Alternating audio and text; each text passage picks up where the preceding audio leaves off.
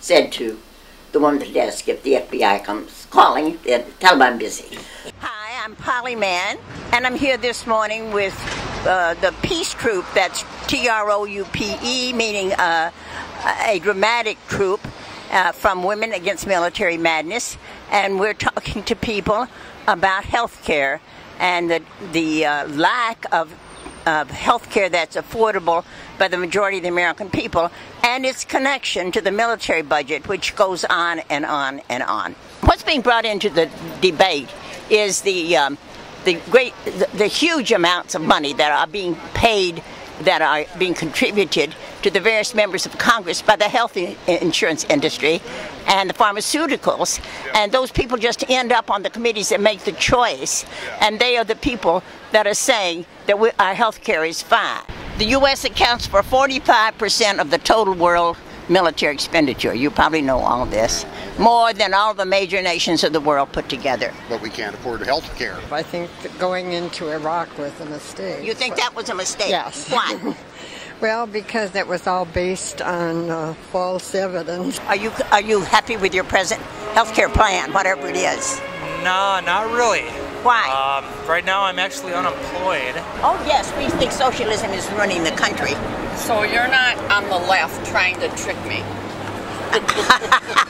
Actually, we are. Actually, we are. I moved to the city in 1980. I had lived in Marshall for 20 years. My husband was a judge and he retired, so we moved up here. I looked up an old friend, Mary Ann Hamilton, and she and I were both in the peace movement and both were old-time peace activists. She and I decided that what we needed was an organization, a peace organization, because we believed that the United States was just as easy to end up with another war, which of course it has, as the Vietnam War, and we felt we wanted to work and act against it. I did not know many people here, but she called several women together, and we began meeting, and we met for about a year. Every month we would have dinner together and discuss this potential organization. And there was one, the Women's International League for Peace and Freedom, and its political message and its personal message, I guess you could say, we agreed with totally. But the Women's International League for Peace and Freedom does not provide the kind of autonomy for local groups that we wanted, so we had to give up that idea. And we formed Women Against Military Madness. I made the name up, and it just stuck. The money was a factor. We had to make money enough to pay for the rent or the office and so forth. So we composed a letter, a joint letter, a generic letter, and asking for $100. And we sent it, each woman sent it to people on her Christmas card list and explained why we wanted the $100. And we got enough money from that $100 to pay for 1 month's rent and to begin to pay an office person. But we did find an office, and Mary Ann was the first director. She and Mary Ann Hamilton were the first people on the staff at WAMM. And as far as I know, they worked for nothing. It was all volunteer. And they inspired a lot of women to get involved. Polly, as I said, she's an inspiration. Polly has affected me in that I think that through the years that I've talked to Polly, she's always on the cutting edge of things. She is the most wonderful woman. Absolutely love her. Went to jail with Polly Mann. Oh, did you? Long time ago.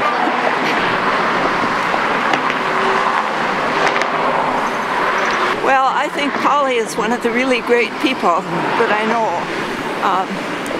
I know her mainly through WAMM. I think she's one of the community's icons. I think, 3 decades now of standing up against military madness and helping found the Women Against Military Madness, constantly writing op-eds and letters to the editor and marching and speaking, speaks for itself. A few years ago, this was actually maybe 10 years ago, when she was able to walk around the lakes, I one time came across her just walking by herself with a sign. And I thought to myself, that's dedication. And I'm Mrs. I.M. Rich, and we are so grateful, as my friend has said here, to Senator Klobuchar. She recognizes, at least one person in the Senate, recognizes that this country built on freedom must extend freedom to the companies that have been so diligent in providing for the citizens of this country for such a long time. We are grateful to them, and it's the height of indignity for the Congress to even be considering a public option. We're billionaires for wealth care, and we have a check for the senator. All right. Yes, we would like to leave this check for the senator to the proper person. You have a person here that takes contributions for her campaign. But I had unemployment compensation. So I took my unemployment compensation, and for 6 months I worked also with Mary Ann in the office of Women Against Military Madness. I don't think that we thought to begin with it should be necessarily a women's organization, but the more we thought about it, the more we decided it should be, not because we didn't want men. We do have several thousand men who are members right now, but we wanted to make our own decisions, and we wanted our voices to be heard. And we know that when women organize with men, men usually end up as leaders, and the women are happy for that. The title of the organization, Women Against Military Madness, and we didn't want something like Women for Peace, or women, because that, everybody's for peace. You know, even people who say we have to go to war for peace. So we wanted something that made it very clear that we were against war. The term military madness, that really set it apart, didn't it? Was anyone else using that? Nobody uses that. But it really is what it is. It doesn't even say we're against the military. Right. We're against the military madness. There was an airliner that was downed, an American airline, over Korea, I think it was. The media came to see us and asked us what we thought about it. Well, we didn't know anything about it. But we said, you can't believe what the media says, you can't believe what the government says, so we're going to defer our statements until we know more. And we did find out later that the statements that had come out were not true. The media really supports war, not that it really wants to, but it reflects the views of the current administration. And the first Mother's Day, you know, was actually the cause for Mother's Day was a call to peace. And so we had a Mother's Day march every Mother's Day for a number of years. One of the things that we did at Seneca Falls, we had a demonstration. There was a fence there, a chain fence, and I chained myself. I don't know what I used, but I chained myself to the fence. And there was a reporter there who talked to us, and she was quite interested in me because my husband is a judge, and that's so contradictory. So she wrote a story about it, and it was in one of the upper New York newspapers. Well, Phil Donahue somebody that worked for him read about it. So the next thing I knew, after I'd been home for a week or so, I got a call from the Phil Donahue show, and I was on Phil Donahue. So it was a result of that. I talked about WAMM, and we got memberships from all over the country. The U.S.'s reliance, dependence on armaments and militarism and domination of the world is madness. Just her presence, showing up at events, means a lot to the larger community. Polly's a delightful character. She's very frank. If she disagrees with something you said, she'll let you know. Polly Mann is sweet, charming, intelligent, perceptive, activist who I love dearly. I think she's a hard act to follow for anybody, and I think she's wonderful. She's just been a mover and shaker in WAMM since when I got going. I mean, for years and years and years. She's a good writer. She's an activist that just doesn't know when to quit. She's got class, and she doesn't seem to make mistakes. She's got a lot of love and compassion in her, and she's just a really neat human being. Oh my word! What an incredible woman! What a she's just such a good friend, and she is. I mean, she's over 90 and still writing, reading. Her political analysis is right on the mark. She never tires. She's never given up.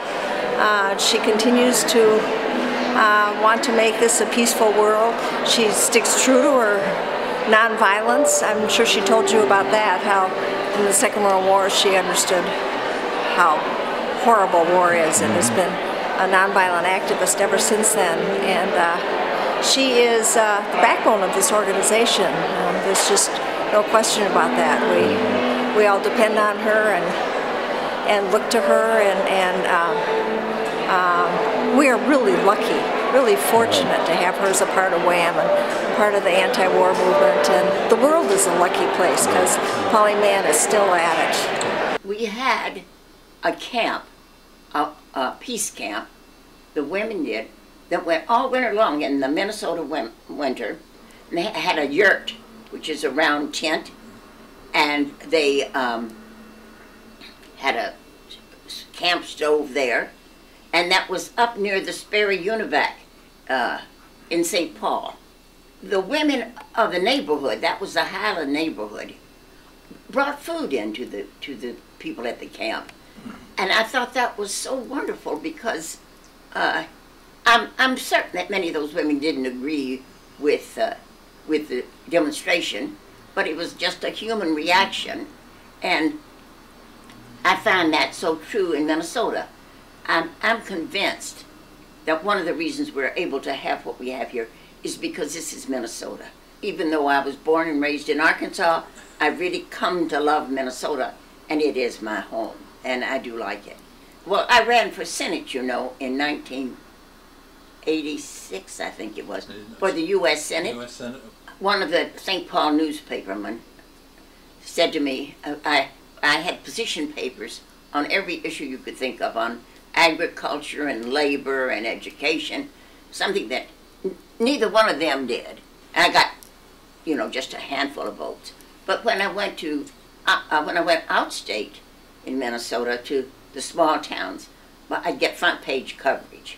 The newspaper man here, I was going to tell you his comment, was he said, more or less, we don't give a damn what you say. You're not going to win, because, and we know it, and nobody cares. This time that I'm of the opinion that we're never going to change the system. We're never going to have a peaceful world through the political system. It's got to be by outraged citizens who, sort of like the Occupy movement today, who say no more war. We're fed up with it. We give